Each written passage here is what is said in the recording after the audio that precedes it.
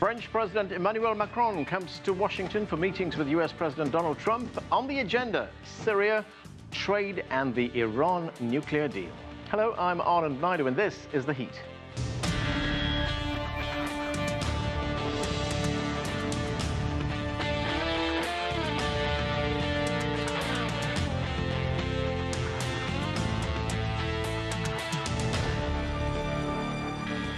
Emmanuel Macron and Donald Trump readily acknowledge they have a special relationship. Macron says whatever bond they share is based in part on both leaders not being classic politicians while scoring unlikely election victories. And so, as the two presidents sat down for talks at the White House, the agenda was packed with some pressing global issues.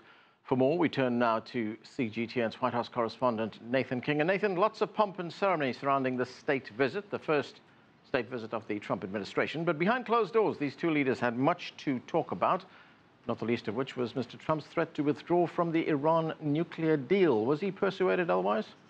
In a short answer, no. I mean, when you saw the two together in public, it was sort of like a bromance, this special relationship, the sort of fist handshake, pats on the backs. There was even the French air kissing of both cheeks by US President Donald Trump. I don't quite know how that's going to play out with his base, but you can tell that they have this sort of closeness. But when it comes to not body language, but real language, you know, Emmanuel Macron came here with a specific goal of trying to convince President Trump not to pull out of the Iran nuclear deal. Yet this is what the US president said inside the Oval Office. The Iran deal is a disaster. They're testing missiles, and what is that all about? You look at the ballistic missiles that they're going and testing. What kind of a deal is it where you're allowed to test missiles all over the place? But the Iranians say they'll restart their nuclear program. We'll find out. You'll find out about that. They're not going to be restarting anything. They restart it, they're going to have big problems, bigger than they've ever had before. And you can mark it down. Now, that's the clearest indication that we've seen, especially in front of a foreign leader, that come May 12th deadline of pulling out of the Iran deal, that's where Donald Trump's mind is right now. So a very difficult job for Emmanuel Macron. What he's trying to do is suggest a side deal, a wider deal, which would encompass US concerns about Iran's behavior in the Middle East. We're talking Syria, Yemen, also the ballistic missile program and other problems. The EU and the US have been negotiating something like this behind the scenes for months now, but yet no progress. Let's hear from Emmanuel Macron trying to pull Donald Trump back. Ni vous ni moi n'avons pour Neither you nor I have a temperament or a habit of changing position at the drop of a hat. But we have had, I think I can say, a very thorough one-on-one discussion on this subject. You consider that the Iran deal, the JCPOA, the accord negotiated with Iran in 2015, is a bad deal. For several months I have said that it is not sufficient, but that it allows us to have control over nuclear activities up to 2025. We wish to work from now on a new deal with Iran.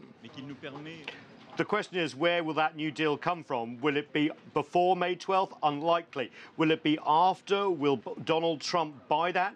I'm talking about buying. What about buy-in for another deal from the original partners that signed the joint protocol? That's Russia, China, Germany, and of course Iran itself. Or is this deal going to somehow continue on if the US keeps a nuclear deal? This is all very uncertain at the moment, but a big indication, Anna, that the US president is minded to pull out of this deal. And this is part of a big European effort to get President Trump to stay with the deal, Nathan. The week began, of course, with President Macron's visit and will end with a visit by Angela Merkel, the German Chancellor. Right. What can we expect during that visit?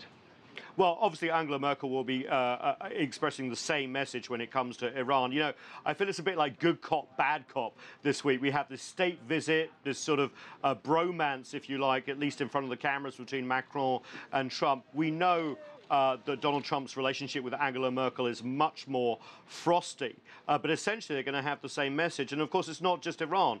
When it comes to, for example, trade and the threat of US steel and aluminum tariffs, which was suspended on the European Union, but only until May 1st, they could be brought in.